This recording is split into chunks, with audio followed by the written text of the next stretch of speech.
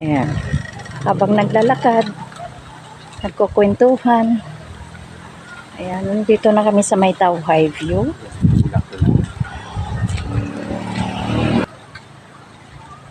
Guys, oh, ang lalaki ng mga dahon at ang kapal. Yun lang, hindi lang namin alam kung anong pangalan.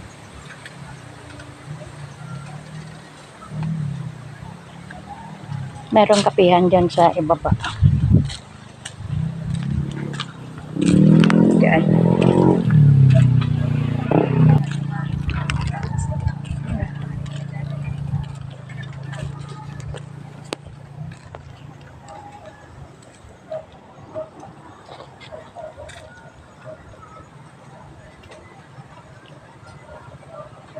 Ang hirap din pala pag pinapaikot-ikot mo yung camera, pati ikaw nahihilo.